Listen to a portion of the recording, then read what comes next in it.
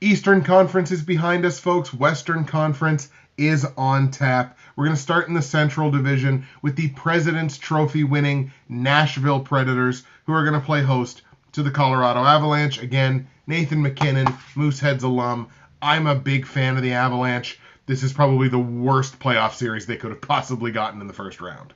Nashville, 53 wins on the season, 117 points, which is actually lower than I had them projected to end the season, but a plus 56 in the goal differential. Holy cow. The Colorado Avalanche, no slouches this season, 43 wins. They got to 95 points and a plus 20 in the goal differential, despite losing their starting goaltender, despite trading away Matt Duchene.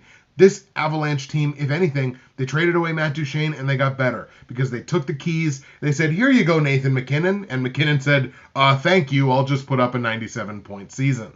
The Predators dominated this season series. They won all 4 games against Colorado this season. Colorado did manage to pull a point out of one of those games, but they were 0-3-1. Nashville 4-0, and outscoring Colorado better than doubling them up, 17-8. Victor Arvidsson led the way lighting the lamp for the Predators this season, 29 goals to lead the team. Philip Forsberg with 64 points, which seems like a low point total for a team that played as well as the Predators did all season. But the Predators, and it was just like last season, I think, just the balance of scoring, like just down their roster. If you look at their point totals, it's so balanced, like more than halfway down the list. They just get a lot of offense from a lot of different places. But Philip Forsberg leading the way with 64 points. Nathan MacKinnon, what more can be said about the guy? Nearly scores 40 goals this season, puts up 97 points with his 39 goals. That's an MVP season. And he drug the Avalanche into the playoffs. So MacKinnon should be on everyone's Hart Trophy ballot. Could potentially be a lot of offense to go around in this series. It's a battle of 2 top 10 offenses this season. Nashville number 8, Colorado number 10 in terms of goals scored per game. But the real difference in this series is going to be on the defensive end and in net. Nashville number 2 in the NHL in terms of goals allowed per game. Pekka Rinne had himself a hell of a season, and that defense core is just very good, and it's very difficult to play the Predators. Colorado, no slouches, middle of the pack this season, number 15 in terms of goals allowed. One place that Colorado does have an advantage in this series is on the power play. Colorado, a top 10 power play this season at number 8. Nashville only number 14, so it's slightly better than average, but it's a definite edge for the Colorado Avalanche, which would be better if both of these teams weren't playing into a top 10 penalty kill on the season. Matter of fact, a top 6 penalty kill on the season. Colorado, the number 4 penalty kill in the NHL this year. Nashville, number 6. So that could be a real matchup there. Nashville takes a penalty. Colorado, the better power play. Nashville, the better penalty kill. That could very well be where a game or even a couple of games in this series are decided. Nashville, pretty damn close to even in terms of shots for versus shots allowed. They're negative 0.2, so they're allowing 0.2 of a shot more than they're generating on average per game. Colorado has a real issue here. Colorado comes into this series with a playoff worst, negative 3.6 in terms of shots generated versus shots allowed, meaning they're allowing 3.5 more shots per game on average than they're generating. And that's a problem against a team that is offensively gifted, which Nashville kind of is. The Predators sport 4 20-goal scorers on the season, nobody who hit 30. Colorado, only 3 20-goal scorers, but then, of course, you've got Nathan MacKinnon, who got up to 39, almost to 40. These two teams had identical marks at home this season. We think about how difficult it is to play in Nashville. It was pretty damn difficult to play in Colorado this season as well. Both of these two teams, 28-13 on home ice this season. Home ice will certainly be at a premium here, but the real difference is how the teams play on the road. By difference, I mean one team is very good. That's the Nashville Predators. 25-16 away from home ice this season. One team is very bad, and that's the Colorado Avalanche. 15-26 away from home Neither team comes in playing particularly better than the other one. Nashville 5-4-1 in their last 10. Colorado 4-5-1. So that's essentially the same. And that's, I think, really where it comes down to Colorado just not having enough. Maybe if they had their starting goaltender, but they don't. And even then, I don't think this series goes much farther than 6.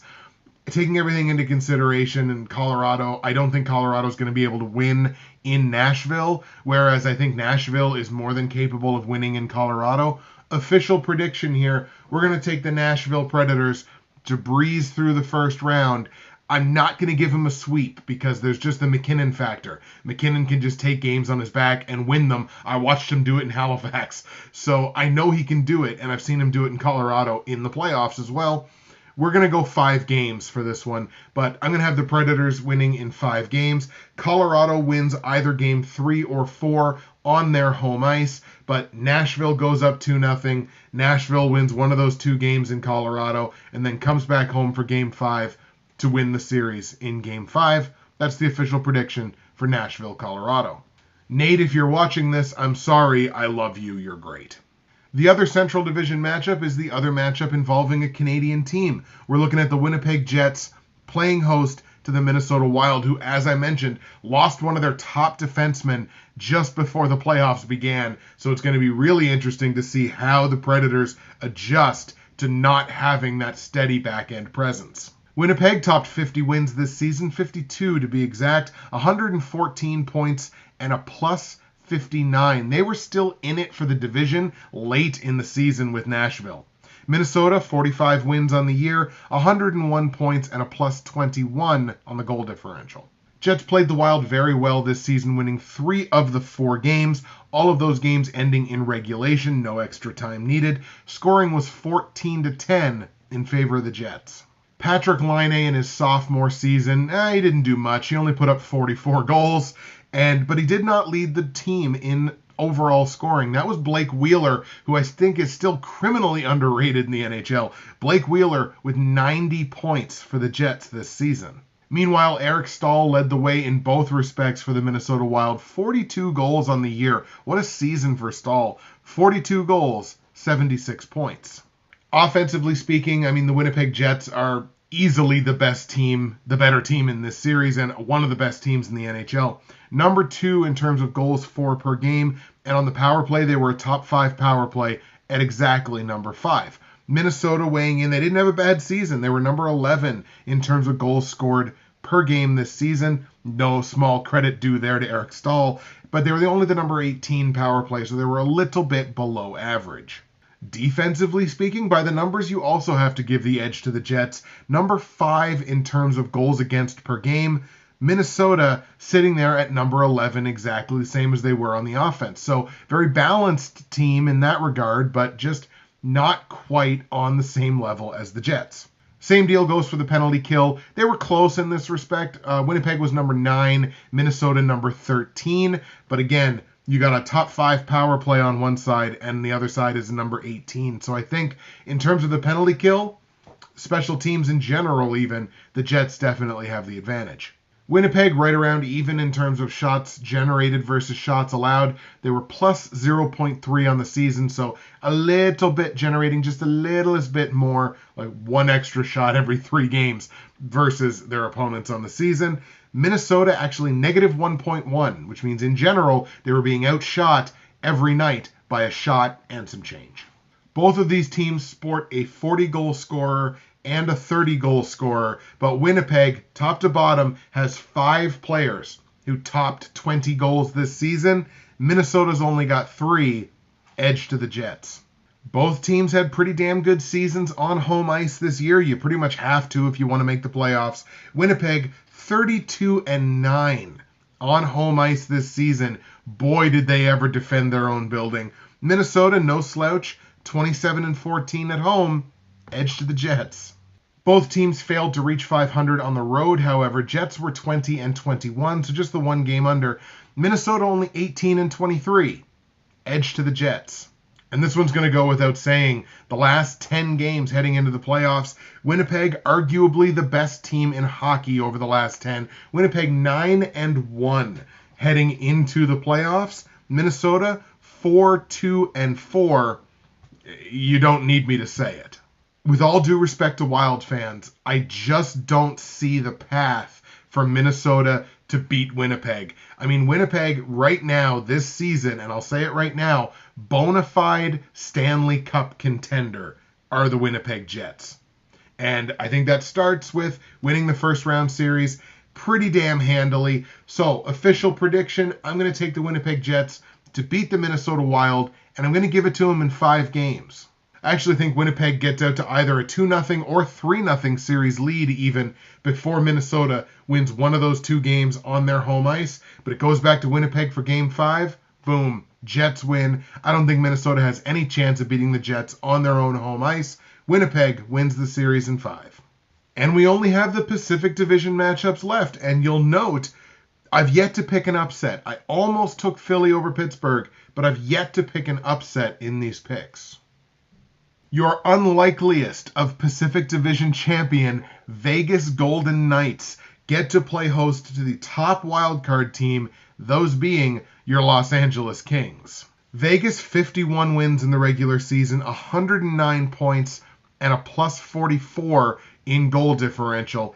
Excellent, and a season that no one saw coming. Kings, no slouches, 45 wins, 98 points, and a plus 36 on the goal differential. So this is only a difference of 8 goals. Season series, tied across the board. Both teams were 2-1-1 against the other team this season. They played each other very close. Slightest edge to the LA Kings in scoring, 11-10.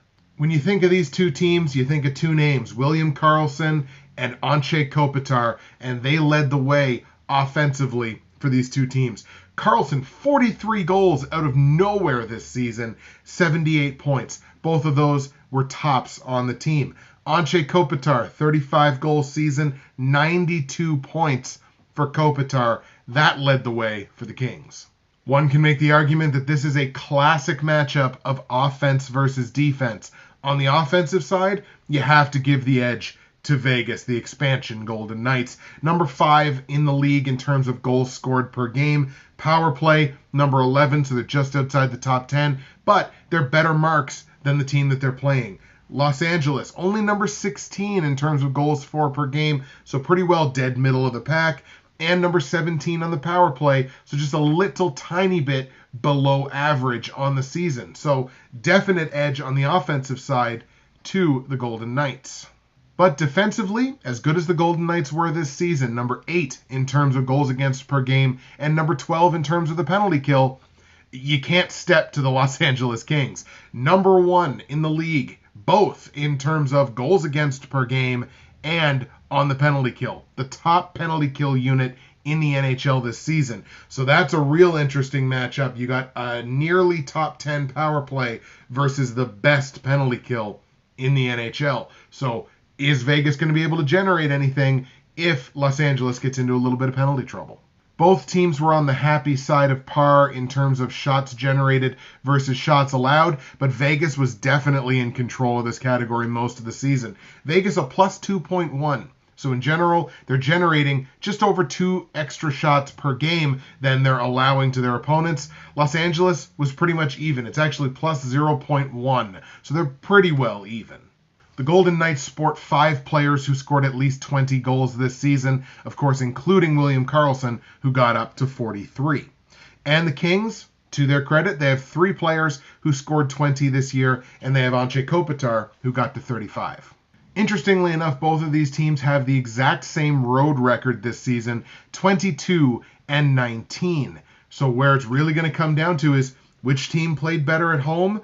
Head and shoulders was the Vegas Golden Knights. Vegas 29-12 at home this season. Los Angeles, they did their job, 23-18. Home ice advantage going to be very important in this series, especially for Vegas. But, and this is no surprise to anybody that's paid attention to the NHL over the last few weeks, Vegas is not playing the same as they were early in the season. I don't know if it's a resting on their laurels situation or whatever it is, but I mean, their last 10, they were 5-3-2. You know what that is? That's 5-5. That's win one, lose one, win one, lose one. It's good when you have home ice advantage, because then if it goes to 7 games, well, you're going to win. But again, it's when you're heading into your first ever playoff as an expansion franchise, like clearly, like you can tell, I have a lot of doubts. On paper, this looks like a series that Vegas can win. But you take Los Angeles, 6-2-2 in their last 10. Yeah, that's 6-4, but that's 2 of those games that went to extra time. Vegas had 2 of their last 10 games go to extra time, where anything can happen. And yeah, I am questioning the Vegas Golden Knights. I'm questioning the fact that they, as a franchise, have no playoff experience. They have players that have tons of playoff experience. Like, look, Marc-Andre Fleury. But let's not pretend that Marc-Andre Fleury has never lost a playoff series, because he has. So it's not a matter of like, oh, Marc-Andre Fleury's unbeatable in the playoffs, or, oh, James Neal, he's got, they went to the Stanley Cup final. And it's not a matter of these things. It's a matter of, can this team beat this team? Defense wins championships. Official prediction: the Los Angeles Kings upset the Vegas Golden Knights in the first round in 7 games. They're going to split the first 4. Each of these teams at 22-19 on the road are going to pick up a road victory. Game 5, I'm going to give it to the Golden Knights on home ice. Game 6, I'm going to give it to the Kings on home ice. Maybe it's in extra time. Game 7 is another thing. It's another beast altogether. Game 7 in the Stanley Cup Playoffs. Is this Vegas Golden Knights roster from top to bottom? Are they ready for that? Sure, it's going to be at home. It's going to be an incredible atmosphere, but this is the LA Kings. If Vegas proves me wrong, awesome, because it's a great story. But as far as I'm concerned, I'm going to take the bet that's proven. And the bet that's proven is the LA Kings. Here we go, folks. Final series. Pacific number 2 versus Pacific number 3. The Anaheim Ducks playing host to the San Jose Sharks. Anaheim, 44 wins on the season, 101 points, plus 19 on the goal differential. Taking on the San Jose Sharks, 45 wins, 100 points, and a plus 23 on the goal differential. So you see the underdog actually having one more win and a better goal differential than the favorite. Season series here was also dominated by the San Jose Sharks. The Sharks were 3-0-1 against Anaheim this season. Anaheim did manage to generate 2 extra points out of a couple of those losses. Anaheim was 1-1-2, scoring in those 4 games 11-7 for the Sharks.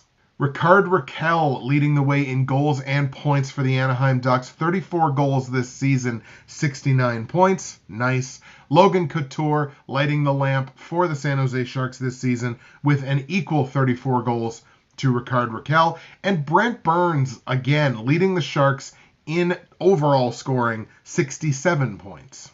Boy, I hope you guys like 2-1 and 3-2 games, because that's exactly what you're going to get out of this series. It's 2 teams that offensively are fine, but defensively are really, really good. The Anaheim Ducks are the number 19 team in the NHL in terms of goals for per game. That is the lowest in the playoffs. Number 19 is a playoff low.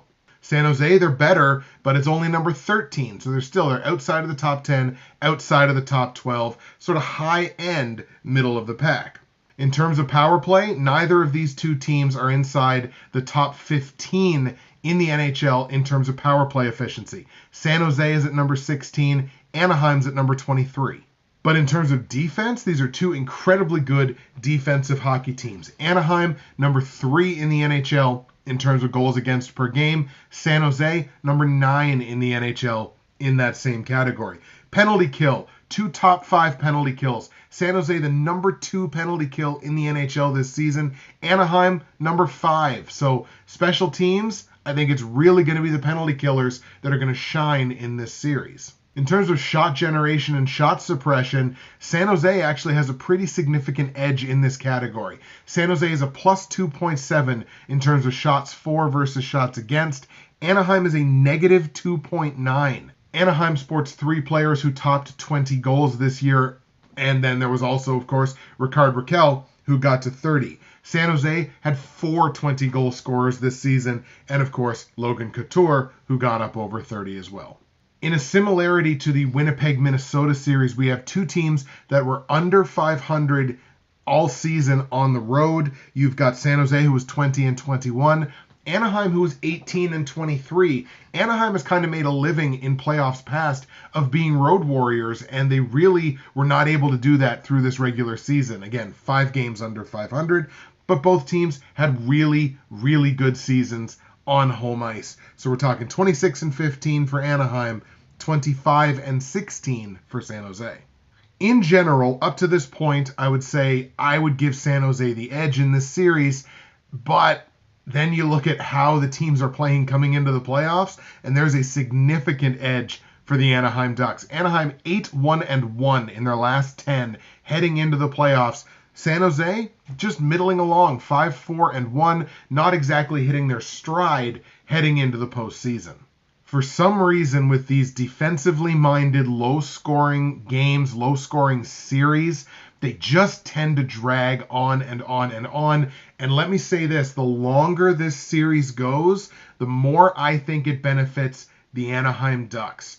I look at the goaltending situation. I would much rather have Anaheim's goaltending right now than have San Jose's goaltending right now. And that's nothing against Martin Jones and the San Jose Sharks. Martin Jones is a really good goaltender. I'd just rather have John Gibson. But again, the longer the series goes, the more I think it favors Anaheim. Official prediction, I'm going to take the Anaheim Ducks to win the series because I think this series goes to 7 games. Same deal, splitting the first 4. Each team's going to win a game on the road. Anaheim's going to win Game 5 in Anaheim. They go back to San Jose for Game 6. San Jose extends the series, gets to a 7th game, but Game 7 in Anaheim, man, Anaheim finds a way. They always seem to find a way. I think they're going to do it again. Anaheim wins Game 7 to win the series and go on to the next round.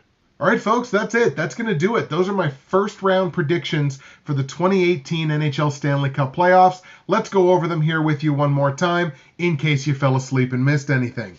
In the Eastern Conference, in the Atlantic Division, I've got Tampa Bay in 6 games over New Jersey, and I've got Boston in 7 games over Toronto. You move on to the Metropolitan Division, I've got Washington in 6 games over the Columbus Blue Jackets, and I've got Pittsburgh winning the Battle of Pennsylvania in 7 games over the Philadelphia Flyers. You move on to the Western Conference, Central Division. I've got Nashville over Colorado in 5 games, and I've got Winnipeg over Minnesota in an equal 5 games. Then you go to the Pacific Division. I've got the Los Angeles Kings upsetting the Vegas Golden Knights in 7 games, Los Angeles winning Game 7 on the road. And in the other Pacific Division matchup, we just talked about it, I've got Anaheim in Game 7 on home ice this time, beating the San Jose Sharks to move on to round 2. These playoff predictions videos always seem to bring out some of the more colorful subscribers and commenters. So I really look forward to hearing your comments, hearing who you think are going to win in the first round, why I'm completely wrong and a total idiot, or why you think my predictions are right on the money. Let me know all that stuff, comments, criticisms, queries, theories, all that fun stuff. Put it in the comments section below. That's it for me. Justin, Bridgewater's Finest on YouTube, Blockbuster_guy on Twitter. First round Stanley Cup playoff predictions are done. The games begin tomorrow. I can't wait. Later on this week, we're going to have our NBA playoffs bracketology, where we're going to go right from the first round all the way to who's going to win the NBA Finals. Look for that later this week. Also got something new, kind of interesting in the pipes. Not on this channel. It's on some other channel. But follow my Twitter account at Blockbuster_guy to hear all the details about that. Thank you so much for listening. Thank you so much for watching. We'll see you again for round 2.